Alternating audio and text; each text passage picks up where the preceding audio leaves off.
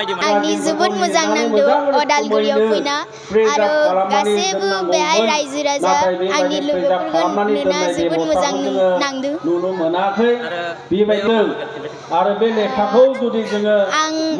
आंनि बायदि जाय मोसानादो बा बेले फरायनादो बिथां आंनि बायदि स्टुडेन्ट बिथांमोनखौ आं बुंनो सानदों जे नोंथांमोना जि नोंथांमोननि हबि जि मोजां मोनो जेरै आं मोसाना मोजां मोनो नोंथांमोना गेलेना मोजां मोनो खोमा आरो बा फुटबल क्रिकेट बा सिंगिं मोजां मोनो स' नोंथांमोना बे एक्टिभिटियावनो खस्थ' खालाम प्रेक्टिस खालामब्ला होजों साक्सेस जानो हागोन आं बुंनो सानदों जे अकल मोसानाय बा सिंगिं मा प्लेइं बा नङा स्पर्ट्स गेलेनायबो नङा स्टाडियाबो इम्परटेन्ट स्टाडि खालामब्लासो जों नेशनेल इन्टारनेशनेलाव आरामसे खोथा रायज्लायनो हागोन स्पिच होनो हागोन दा क्लास 7आव फरायना दं स्कुलनि नामा आं गुवाहाटी मालिगाव रेलवे हायार सेकेन्डारियाव फरायो इंलिश आंनि हबिया आं सानाखै आं सानदोंमोन जे कोरियोग्राफार जागोन बिदिनो नायनोसै मा जायो आं फिउचाराव सानगोन जोङो दिनै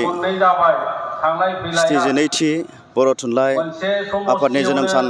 अर्थात 14 नभेम्बर जोङो नैबे गलामाखा एलपि स्कुलनि गेलेग्रा फोथाराव फालिबाय थादों बेहाय गोबां दाब दाब जायगानिफ्राय उदालगुरि बर' थुनलाइ आफाद आनसलिक दखरानिफ्राय जाबायदि सफैनो हादों गोबां आं साबायखर होदों आरो जोङो नैबे बानजाय आफादखौ मोनबा गामि लोगो नांनानै जोङो खुंनाय जादोंमोन मिलिटा नाजरत आरो दगरमाखा आरो गलामाखा आरो गोबां मानसियानो बिदि कन्ट्रिबिउसन होदों साख्रिआवलाफोरा गावनि बेथननिफ्राय 500 रुपिस सोरबा 1000 बा रिटायार पार्सनफोराबो माखासे फैसाफोरखौ होदों आरो बिजनेसमेनफोराबो होदों आरो बेबायदिनो मोनबा गामिनिफ्राय जोङो माइरं औवा मानसिफोरनि खामानि टेन्ट हाउस संनाय खुनाय गासैखौबो जोङो हेफाजाब मोननानै नैबे दिनैनि फारिलाइखौ जोङो खुंफुंनो हादों आरो सेथियावनो आङो बेखौसो धन्यबाद होनो सानो बिथां फंबाय DID little master Nabajit Narzary बिथांखौ जोङो मोनसे फेलिसिटेसन प्रग्राम लाबाय आरो नैबे ओनसोलनिफ्राय गोबां रायजो राजाफ्रा नायनो गोसोमोन आरो जोंनि उन्दै उन्दै गथ'फोरा मोसानायनि हाबाफारिफ्राव थुलुंगा मोनथों होननानै जोङो रायजो राजानि हांख्रायनायाव जों लाना फैदों आरो गोबां मानसिया बिथांनि मोसानायखौ माने एडमायार खालामदों आरो रंजादोंबो आरो आं सानो आसा खालामो जोंनि उन्दै उन्दै फंबाय बिनानावफ्रा बिथांनि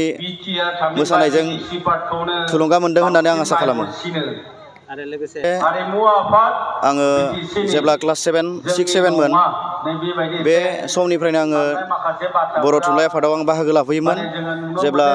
आवगायावथ' उदालगुरियावहा नैबे बिष्णु राभा होननाय जायगायावहा माने बिदि फिसाहै माने प्रग्राम खुंनाय जायोमोन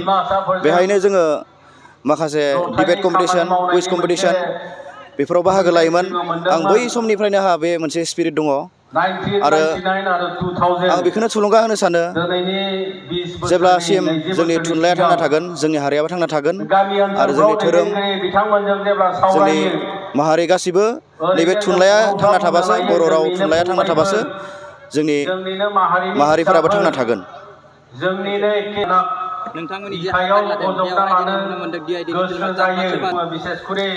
बेजोंनो लोगोसे DID मास्टार नबजित नार्जारि बिथांजों लोगोसे गोबां सिंगारफोर दङ जाखांफुनाय सिंगारफोर देंखोरानि ब्रह्म आरो बिदिनो हरसिंगानि माखासे सिंगारफोर दङ फंबायफोर आरो बेजों लोगोसे मोनायावहा जोङो मोनसे श' लादों माने पाब्लिक एवारनेस लाबोनो थाखाय जाबायदि गोदान सावथुन जा फैला सारनि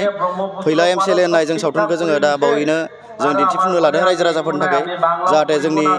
समाजाव माखासे एवारनेसा फैयो आरो सोलोंनो हाथों गोजोन्थों